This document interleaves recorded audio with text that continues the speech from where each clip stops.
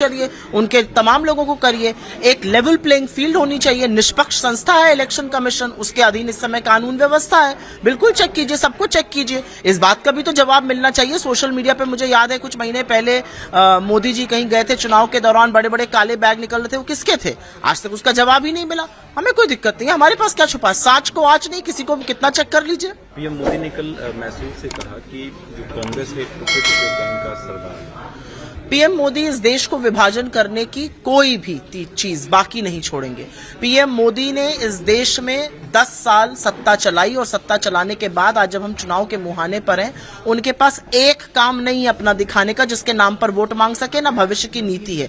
और इसीलिए उनके खोखले दावे और जुमलों से देश जो है वो हाथ जोड़ के कह रहा है, हो गया प्रभु, अब निकलिए यहां से। मुझे पहले अपनी बात खत्म करने दीजिए। प्रधानमंत्री मोदी किसको टुकड़े टुकड़े गैंग बुलाते हैं? आपके लोग कह रहे हैं संविधान को खत्म करना है, इसलिए वो 400 सीट मांग रहे हैं। आप उन लोगों को पहले कान पकड़ के अपनी पार्टी से बाहर कीजिए। असलियत यह है कि इन्हीं की सरकार से सदन में सवाल पूछा गया था और इनकी सरकार ने लिखित में जवाब दिया है, गृह मंत्री अमित शाह ने, कि ऐसा कोई गैंग नहीं है। तो प्रधानमंत्री काहे मुंह उठा के बेकार की इधर उधर की बातें करते हैं? अनर्गल मुद्दों की बात करिए ना। मुद्दों की बात जहां इनसे करने पे और लगते भागने। मनोज तिवारी के एक साथी लद्दाख से भाजपा के सांसद हैं।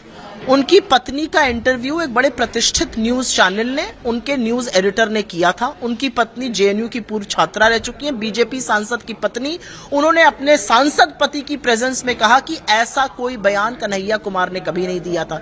दिक्कत की बात क्या है? मनोज तिवारी के हाथ पांव गए हैं फूल। मनोज तिवारी को पता है कि एक ऐसा व्यक्ति आया है चुनाव लड़ने जो मोदी जी को से सवाल पूछता है, उनसे डरता नहीं है, उनकी बखिया उधेड़ कर रख देता है। तो इस तरह की बातें आपको सुनाई देंगी। मनोज तिवारी के घटिया गानों से और मनोज तिवारी की गंदी राजनीति से वहां की जनता उकता चुकी है। केजरीवाल के अरेस्टिंग पे अभिषेक मनु सिंघवी जो उनके वकील, उन्होंने कहा कि चुनाव कैंपेन केजरीवाल ना करे इसलिए उनको गिरफ्तार किया गया है। मुझे ऐसा लगता है हर उस व्यक्ति को जिसको प्रताड़ित किया जाता है एजेंसी से, जिसको प्रताड़ित किया जाता है सीबीआई, ईडी, इनकम टैक्स से, वो इसीलिए किया जाता है चुनाव से भड़काने के लिए, चुनाव खत्म करने के लिए। लेकिन असलियत यह है कि जो राजनेता है वो जहां पर भी रहता है वो चुनाव। लेटेस्ट खबरों के लिए देखते रहिए MUZ न्यूज और ताज़ा अपडेट पाने के लिए चैनल सब्सक्राइब करना ना भूलें।